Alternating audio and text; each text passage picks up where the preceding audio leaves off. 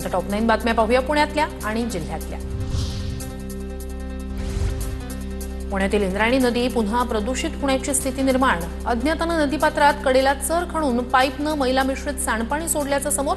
प्रशासनाच्या कारवाईकडे लक्ष। सिंहगड किल्ल्यावर 1 जूनपासून प्लास्टिक बंदी करण्याचा प्रशासनाचा निर्णय। पर्यटकांना प्लास्टिक बाटल्यांसाठी अनामत रक्कम द्यावी लागणार। पिंपरीतील 184 सोसायट्यांचा पाणी पुरवठा 1 जूनपासून बंद होणार। एसटीपी कार्यान्वित नसलेल्या सोसायट्यांचा पाणी पुरवठा बंद होणार। पालिका आयुक्त शेखर सिंह यांचे आदेश।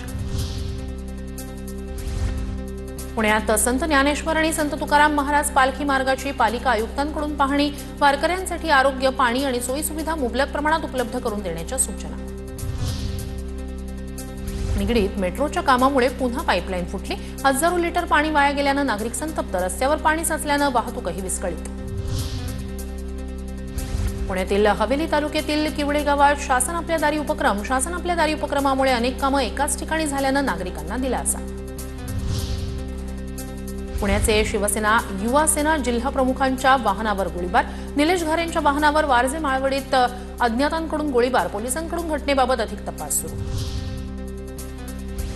पुणे सातारा महामार्गावरील हरिश्चंद्रीमध्ये मोठ्या प्रमाणावर मान्सूनपूर्व पावसानंतर रस्ता कसून महामार्गावरील मुख्य रस्त्यालाच मधोमध भेग गेल्यानं मोठ्या प्रमाणात वाहतूक कोंडी।